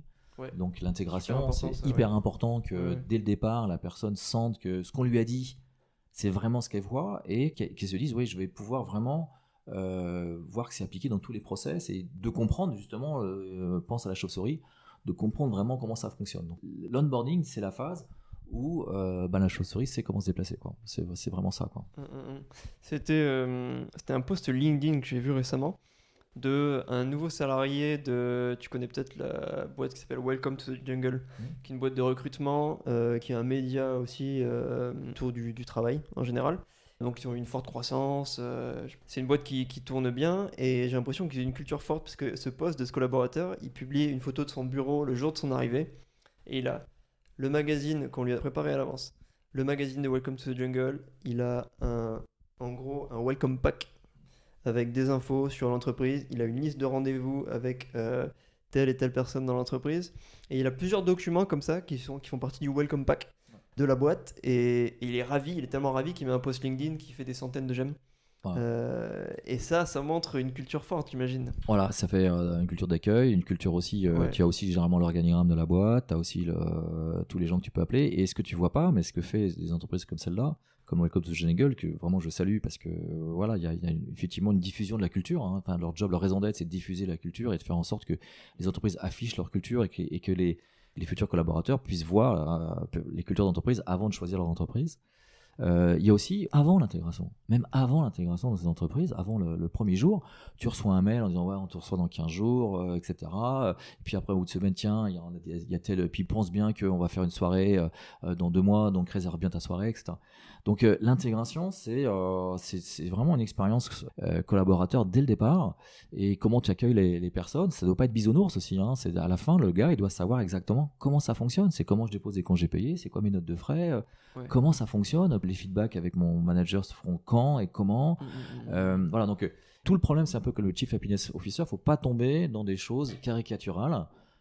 Du baby-foot ou du welcome pack. Voilà, le welcome pack, c'est génial. Maintenant, tous les boîtes ne doivent pas forcément avoir un welcome pack, ou chaque welcome pack doit être différent, adapté à la culture de la boîte. Voilà, mais on peut aller très très loin avant l'intégration, au moment de l'intégration, après l'intégration. Oui, on peut aller très très loin dans la diffusion et l'incarnation de la culture dès le départ. Ce qui fait que effectivement les gars sont complètement picousés culture d'entreprise. Mais ça ne doit pas être non plus attention à l'excessivité. Donc il faut que ça se fasse de manière intelligente, quoi. C'est-à-dire que tomber dans un excès de culture est aussi un danger. Donc les harmonistes sont là, ou vos équipes de culture sont là pour vérifier qu'on ne tombe pas dans des choses excessives non plus. Ok. D'une façon plus globale, Patrick, est-ce que tu penses qu'on a besoin de plus d'harmonie dans le monde aujourd'hui, de façon générale? Ah bah ouais, voilà, tu me tends vraiment... Petite question philosophique. Ouais, petite question philosophique. Mais non, là, tu es en plein dans notre why à nous, notre raison d'être, c'est d'accompagner les entreprises dans un développement harmonieux pour que le monde soit plus harmonieux. Enfin, c'est vraiment ça, donc la raison d'être finale. Okay. Et ce qui est très vrai, c'est que donc nous, notre prisme, c'est l'entreprise. Notre client, c'est l'entreprise, et de faire en sorte que si les entreprises dans lesquelles on passe beaucoup de temps et qui ont de plus en plus un impact sociétal, c'est-à-dire que ce que demandent aujourd'hui à la fois les collaborateurs et les consommateurs, c'est qu'elles voient bien que les gouvernements sont scotchés et ont du mal à regarder l'écologie, etc. Et ce qui s'est passé à la tribune de l'ONU, où un collectif de très grosses entreprises animé par Emmanuel Faber de Danone a dit, voilà, nous on s'engage à la biodiversité, on s'engage à ça. Donc là, on commence à voir des très grosses organisations qui prennent leurs responsabilités sociétales, qui ont un impact sociétal, et c'est la demande des consommateurs et c'est la demande des collaborateurs. Pourquoi ? Parce qu'aujourd'hui, les entreprises sont multinationales, alors que les gouvernements sont locaux, et qu'il y a des guerres de tranchées d'intérêts régionaux, alors qu'en fait, l'entreprise, elle va être mondiale. Et la planète, elle est mondiale, et il n'y a qu'une seule planète, il n'y a pas de plan B. Donc là, il y a une vraie demande consommateurs et collaborateurs, et l'entreprise a un rôle à jouer dans l'harmonie du monde. Après, il ne faut pas que ça aille trop loin non plus. Enfin, aux politiques, gérer le politique, et à l'économie, gérer l'économie. Mais que les entreprises prennent leurs responsabilités, un, sur l'impact sociétal, et deux, dans leur comportement. C'est-à-dire qu'il y a eu toute une génération aussi de jeunes qui ont vu leurs parents bosser comme des dingues, se faire jeter quelquefois de manière assez violente, et ils se sont dit, j'ai pas envie de vivre dans un monde comme ça, d'accord, avec une hyper pression, etc. Et donc, je crois qu'aussi, il est possible d'être super performant. Tu vois, les entreprises allemandes, elles sont super performantes, ou les entreprises canadiennes, à 17h, tu n'as plus personne dans les bureaux.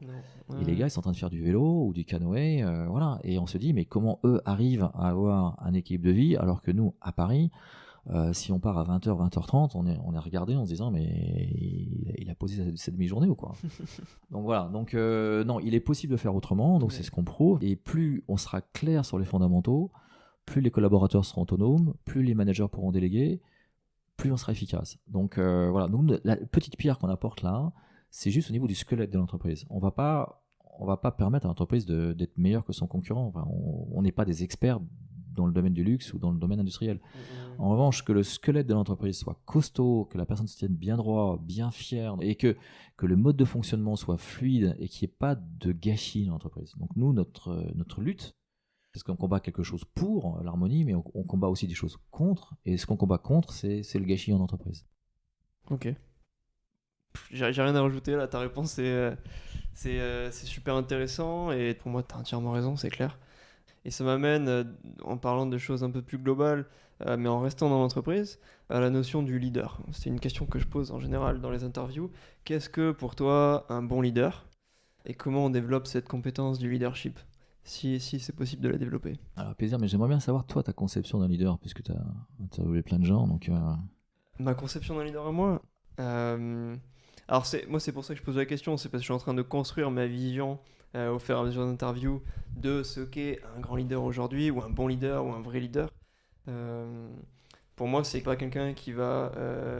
Donc, on n'est pas du tout dans le management, c'est pas quelqu'un qui va pousser ses collaborateurs, mais plutôt qui va les tirer et qui va les inspirer de par ses valeurs, de par la culture d'entreprise qui est insufflée dans l'entreprise, etc. C'est quelqu'un qui va les amener vers à avoir une vision de où on est où c'est qu'on va. Et à partir de là, donner les outils et l'environnement qui fait que les parties prenantes autour vont s'inscrire dans cette vision. Et pour moi, c'est ça, c'est avoir la vision en fait. Avoir la vision et la transmettre. Alors, je suis très en phase avec ce que tu viens de dire. Ouais. C'est le premier élément. C'est-à-dire que le rôle d'un leader, c'est que le cadre soit clair. Donc là, c'est vraiment quelque chose de très structuré. Okay. Parce que s'il n'y a pas de cadre, s'il n'y a pas de règle du jeu, il n'y a pas de jeu. Et c'est pas parce que tu mets un cadre très clair que tu bloques la créativité. Tu prends le jeu d'échecs, les règles tiennent en moins d'une page, et il y a une créativité de dingue. Ouais. Donc plus le cadre sera clair, plus tu vas ouvrir à l'autonomie et donc à la créativité, tu vas ouvrir à la proactivité. Voilà. Donc c'est que ce cadre, donc notamment les cultures, mais l'ensemble des fondamentaux, soit clair. C'est le premier job pour nous d'un leader. Et ce cadre doit évoluer tout le temps, il faut le remettre en question, il y a des changements de stratégie, voilà, donc il y a des vraies questions, il y a de nouveaux produits, etc. Deuxième élément, c'est de faire en sorte que, exactement comme tu as dit, c'est qu'une fois qu'on a donné une direction, dans ce cadre, il y a une direction, hein, il y a c'est quoi la vision, c'est quoi la raison d'être, puis c'est quoi les comportements, comme on l'a vu. Après, le deuxième élément, c'est un dirigeant coach, c'est-à-dire un dirigeant qui va lâcher prise et qui va laisser les collaborateurs, une fois que le cadre est clair, donc la règle du jeu est claire, va laisser les collaborateurs s'éclater, proposer des choses, faire leurs choses et grandir. Donc le dirigeant aujourd'hui moderne, c'est un dirigeant qui aime faire grandir ses équipes et donc il se met à sa disposition des équipes pour s'assurer qu'ils sont formés, s'assurer qu'ils ont les outils, qu'ils ont les ressources, s'assurer qu'il y a eu un feedback, s'assurer, etc. Et puis il y a, troisième élément, des situations exceptionnelles, des crises. Il y a des managers qui ne sont pas motivés, enfin des collaborateurs, il y a des problèmes, il y a des coups de blues. Il y a des moments où il y a des tensions, il y a des moments où on ne sait pas. Enfin, tu vois, là, on est en train de pivoter. Donc dans ces moments-là, c'est des situations de crise et là, il faut un capitaine. On est en pleine tempête. Il faut quelqu'un qui dise on va prendre telle direction, on va prendre deux riz et voilà. Et on n'a pas le temps à ce niveau-là et les équipes ont besoin d'un leader. Donc c'est quelqu'un qui sait faire du management situationnel. Ce qu'on appelle le management situationnel, c'est de s'adapter à la situation et aux collaborateurs. On n'a pas le même type de leadership avec quelqu'un qui n'a pas les savoir-faire qu'avec quelqu'un d'hyper expérimenté. Par exemple, c'est pas le même style de management. Ouais. Puis à la fin, c'est le management par les valeurs, c'est de s'assurer que, comme on le disait tout à l'heure, que les collaborateurs soient les propres gardiens de la culture. Donc c'est de dire bravo, de reconnaître, donc c'est de la gratitude, c'est de la reconnaissance, c'est de fêter les succès. On est trop aujourd'hui en pression quotidienne, et puis il faut savoir dire quelquefois ça va pas, il faut licencier quelquefois des personnes qui sont notamment pas en phase avec le projet, etc. Donc c'est prendre des décisions difficiles. Voilà, donc il y a une animation à la fin. Voilà, donc je pense un cadre clair, un management coach où on va faire grandir les gens, on va leur être plutôt à leur service, un management situationnel où là il y a un capitaine à bord qui prend les décisions, puis dernier élément, ce côté diffusion des valeurs, savoir dire bravo, animer en fait, entretenir la flamme, puis prendre des décisions difficiles quand c'est nécessaire. Voilà pour nous la vision d'un leader. On appelait ça le leader intermittent. C'est que, le leader, c'est pas uniquement le mec charismatique, c'est le leader qui sait s'effacer. Je vais donner un exemple. Il y a deux styles de leader en fait. Tu le vois vite. Imagine, je pense notamment, c'était particulièrement flagrant chez un de nos clients. Tu es dans une réunion avec des cadres, avec des collaborateurs, tu fais un atelier, et puis tu travailles sur les valeurs, tu travailles sur autre chose, et puis tu as le dirigeant qui rentre. Et tu as deux types de dirigeants. Soit le dirigeant, il arrive et puis il s'assoit, il dit continuez, il écoute. Et on va l'interpeller, ou à la fin il va dire écoutez c'est super, vous faites des progrès, ou là attention, zone de vigilance, vous êtes en train de partir sur un truc, je suis pas entièrement en phase. Soit tout le monde se tait, le dirigeant parle, on se dit vous travaillez sur les valeurs, alors voilà les valeurs c'est ça, etc. Et là tout le monde s'écrase vis-à-vis du dirigeant. Donc là t'as pas cette capacité de lâcher prise, cette deuxième caractéristique. Le dirigeant il est omnipotent, il est hyper prégnant et donc il a toujours raison, et tout le monde, toute l'entreprise va servir le dirigeant et non pas servir le client ou servir la bonne stratégie si tu veux. Donc le dirigeant, plutôt que d'être en écoute de ses collaborateurs et de laisser ses collaborateurs s'exprimer, ça va être un dirigeant qui va être castrateur. Alors il peut être hyper bon parce qu'il peut avoir une intuition de dingue, il peut être un leader hyper charismatique et ça peut très bien marcher, il y a plein de cas où ça marche très bien. Mais aujourd'hui, nous on dit que le monde de demain, c'est le monde où le dirigeant sera beaucoup plus en position, saura être un leader un peu intermittent, un leader harmonieux. Il sera moins un leader parce qu'aujourd'hui les collaborateurs ne veulent plus ça, ne veulent plus ce style de manager, et ces managers se plantent. Tu prends Carlos Ghosn, à un moment donné, on ne sait pas s'il a raison, s'il a tort, je ne veux pas prendre de position, mais voilà, un dirigeant magnifique, mais à la fin d'être trop entier, finalement ça ne marche pas, quoi. Donc on prend un Carlos Tavares, c'est un style qui est très différent, beaucoup plus collaboratif, etc. Donc voilà, je ne dis pas que l'un a raison, l'autre a tort, parce que c'est difficile de dire, et il faut saluer Carlos Ghosn pour le parcours que Renault a parcouru pour en faire un leader mondial en quelques années. Donc voilà, on ne peut pas juger. Voilà, donc attention, cette notion de leader, on milite pour un leader intermittent. Un leader intermittent, ok.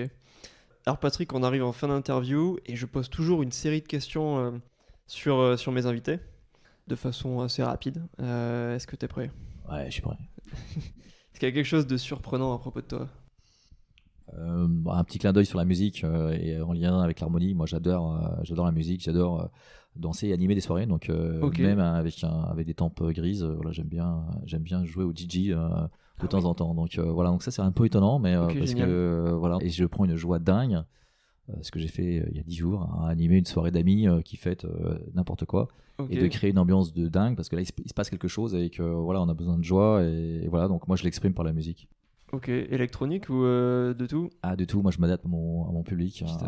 Donc alors moi j'adore l'électro, mais bon, généralement on en est plutôt dans les années 60-70, mais les remixes permettent de marier modernité et je dirais musique des années 70. Génial. Qu'est-ce qui te fait peur ? Alors, qu'est-ce qui me fait peur ? Il y a plein de choses qui me font peur, bien sûr. Moi, celui qui me fait le plus peur, c'est moi-même, je crois. Moi, je suis un travaillomane. Donc, ce qu'on appelle un travaillomane, c'est un gars qui bosse beaucoup. Et tu vois, ça peut faire peur à un moment donné. Donc, quelquefois, je me dis, arrête, quoi. Enfin, lève le pied. Donc, quelquefois, je me fais peur à moi-même, quoi. Ok, workaholic, comme ce côté workaholic, ouais. C'est ça qui me fait le plus peur. Tu travailles beaucoup. Parfois, tu dis trop. Ouais, exactement. Ok. Si tu passais un coup de téléphone au Patrick qui avait 25 ans, là, si tu l'avais au téléphone, qu'est-ce que tu lui dirais à ce Patrick ? Alors, c'est une super bonne question. Écoute, je lui dirais, moi, à 25 ans, voilà, j'étais diplômé. J'ai eu la chance d'arriver à une époque où on avait plein de jobs possibles et j'ai pris la première opportunité. Puis après, 3 ans plus tard, une autre opportunité. Et ma vie a été une suite d'opportunités, plus ou moins réussies. Et en fait, je lui dirais, écoute, réfléchis vraiment à ce que tu veux faire. Et peut-être à ce moment-là, j'aurais dit, tiens, il y a un truc qui m'intéresse, c'est comment fonctionne l'entreprise et faire en sorte que les entreprises se développent de manière plus fluide. Et plutôt que d'avoir lancé l'harmonie et contribué, parce que je n'ai pas lancé tout seul, on était une équipe, dont Hélène de Saint-Fond, Hélène Salin, dont Philippe Moyen, donc on est pas mal. Enfin, c'était un travail collectif. Et je salue tous ces harmonistes.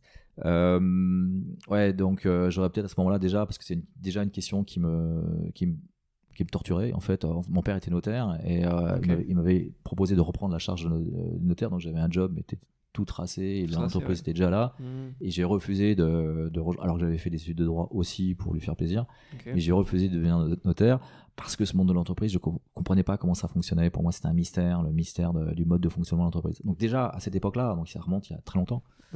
Et donc, si je m'étais écouté, si j'avais vraiment fait une sorte de recherche sur moi-même, sur qu'est-ce que je veux faire de ma vie professionnelle, comment je veux me comporter, bah, je crois que j'aurais eu des éléments de réponse, alors que j'ai fait plein de choses passionnantes dans ma vie, mais finalement, j'ai réalisé assez tard mon vrai rêve, quoi, ma vraie passion, mon vrai why personnel. Ouais. Mon expérience précédente, j'étais associé gérant dans une petite banque d'affaires, voilà, ce qui permet de gagner très bien sa vie, de faire des choses fabuleuses. Et le choix de Biharmonie, c'est vraiment un choix de passion. À un moment donné, je me suis dit non, c'est pas ce que j'ai envie de faire. Et ma dernière expérience professionnelle, elle doit pas être autour de trucs monétaires, elle doit être autour de quelque chose avec une vraie passion, qui a un vrai impact sociétal aussi, et puis de réunir un collectif, voilà, essayer de changer les choses.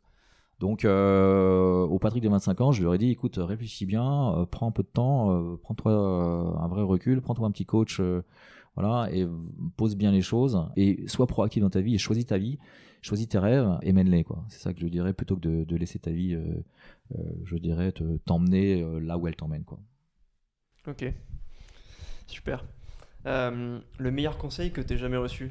S'il y en a un, j'imagine que t'en as reçu plusieurs, qu'ils étaient directs ou indirects, mais ça serait quoi? Alors, j'ai pensé à quelque chose, c'est pas vraiment un conseil, c'est une expérience vécue. Un jour, il y a assez longtemps, il y a une dizaine d'années, je parlais avec quelqu'un d'origine asiatique, et on parlait du mode d'éducation des enfants. Puisqu'on est père, j'ai la chance d'être père de 3 filles, on découvre le mode d'éducation, donc c'est quelque chose, on n'apprend pas à être père, tout comme on n'apprend pas à la culture d'entreprise. Bon, c'est 2 choses différentes, mais vous allez dire, on découvre ça au fur et à mesure. Et on se dit, comment il faut élever nos enfants.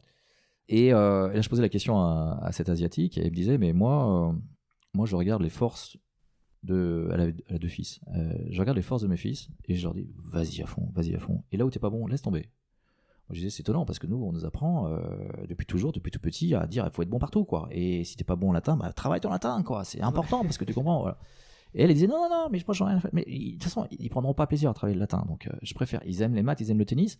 Je veux qu'ils soient super bons en maths et qu'ils soient champions de tennis. Bon, les 2 enfants, effectivement, il y en a un qui a fait centrale et l'autre, etc. Donc c'est un mode d'éducation qui fonctionne très bien. Ouais. Et tout le mode de truc, c'était de dire, mais finalement, éclate-toi là où t'es très bon, mais sois excellent. Ça va être ta dimension plaisir. Tu vas prendre confiance en toi parce que tu vas réussir. Et derrière, inévitablement, le reste va suivre et puis tu vas devoir compenser et ça va suivre. Mais est-ce qu'on essaie d'être bon partout ou est-ce qu'on essaie de s'éclater là où on est bon, de trouver sa voie, et est-ce que c'est l'épanouissement personnel, voilà. Donc tu vois évidemment le lien avec l'harmonie, c'est très proche, parce que c'est ça, nous on va dire à l'entreprise, soyez qui vous êtes, soyez-le à fond, soyez authentique, soyez fiers de qui vous êtes, et derrière allez-y et osez, quoi. Et donc ça m'avait vraiment interpellé comme conseil, parce que c'était radicalement différent de mon mode d'éducation judéo-chrétien classique, un peu excellence partout, qui était excellence partout, soit bon, et puis un côté bravo. Non, là c'était plutôt sois bon vraiment là où sont tes passions, mais vas-y jusqu'au bout, quoi. Vas-y jusqu'au bout. Ça te parle? Ça me parle complètement. Est-ce qu'il y aurait 1 ou 2 livres que tu adores, ou un auteur que tu adores et que tu recommandes régulièrement? Alors on va rester business, mais j'aurais pu te donner des auteurs non business, mais moi je lis beaucoup de livres business parce que ça me passionne, en fait, c'est une vraie passion. Donc ça représente vraiment ce que je fais, ce que je lis. Le bouquin classique de Laloux, Reinventing Organization, oui, je l'ai pas lu celui-là, l'entreprise libérée, on en parle. c'est un bon exemple. Ouais. Et bravo, parce que c'est parti cas concret et le gars a synthétisé. Alors qu'on veuille être une entreprise libérée ou pas, c'est pas le sujet. Le sujet, c'est voilà, ça montre jusqu'où on peut aller et ça montre que le collaboratif peut avoir un vrai impact. Voilà, donc ça, c'est un bouquin, je pense que c'est important. Ouais. Le deuxième bouquin, c'est un vieux bouquin pour faire vraiment le contrepoids, c'est celui dont je parlais tout à l'heure, de Collins, La bâtie pour durer. Ok. Parce que ça, c'est juste la preuve que ça marche, quoi. C'est juste la preuve que il y avait un siècle d'études, de boîtes qui font. Alors pourquoi on fait pas pareil, quoi, tout simplement. Et là où les Américains, ils ont vu leur père être dirigeant, leur grand-père être dirigeant d'entreprise et leur arrière-grand-père être entrepreneur, c'est vrai que nous, en Europe, en France, on n'a pas ce recul-là, tu vois. On n'a pas vraiment de 2 générations d'entrepreneurs, donc on n'a pas cette culture d'entrepreneuriat. Et je pense que ce bouquin qui est très simple, qui se lit très très facilement, mais explique le succès de ces boîtes sur un siècle, et c'est ça qui est intéressant. C'est cette création de valeur sur un siècle avec des entreprises qui ont vraiment façonné l'économie d'aujourd'hui, quoi. Wow, super. Ok, merci Patrick. Où est-ce qu'on peut en savoir plus sur toi et sur Beharmonist pour contacter la société? Alors d'abord, merci beaucoup à toi pour t'intéresser à l'harmonie, à la culture d'entreprise, à nous. Donc vraiment, c'est un vrai bonheur. Cette discussion a été un vrai bonheur. C'est moi qui te remercie. Et le site Beharmonist, il y a mon numéro de téléphone. Voilà, donc Ok. on fait pas mal de webinars, on fait des conférences. On va écrire de plus en plus autour de ça. Et puis voilà, que vous soyez manager, que vous soyez dirigeant, que vous soyez start-upper, voilà, donc à aider, je dirais, à diffuser qu'il est possible de faire autrement, de manière générale, qu'il est possible d'avoir des développements beaucoup plus harmonieux, que c'est non seulement possible, mais c'est beaucoup plus efficace. Donc en fait, voilà, vous pouvez trouver plein d'idées sur notre site web, www.b-harmonis.com. Mais voilà, ce que j'appelle, c'est aussi à chacun d'entre nous de prouver que c'est possible. Les jeunes le font dans les entretiens de recrutement. Et quand vous voyez une incohérence, quand vous voyez les choses qui sont pas calées ou une culture qui est pas suffisamment claire et exprimée, que les fondamentaux sont pas clairs, donc vous pouvez pas vous éclater, ben faut le dire. Et si ça marche pas, ben vous parlez avec vos pieds, vous partez. Voilà, donc moi je dirais continuons ce mouvement parce que c'est ça qui fera bouger les entreprises, c'est les collaborateurs qui feront dire au patron, parce que le patron faut prendre conscience que c'est quelqu'un souvent qui est extrêmement moteur, quelqu'un qui a énormément d'énergie et ces notions de culture, c'est pas son truc d'habitude, d'accord. Donc il faut vraiment que ça change. Donc voilà, donc plus on sera nombreux à dire la même chose, plus ça bougera. Génial. Encore merci Patrick pour cet échange super intéressant et j'espère à très vite. Merci, À très Patrick. vite, à bientôt à tous.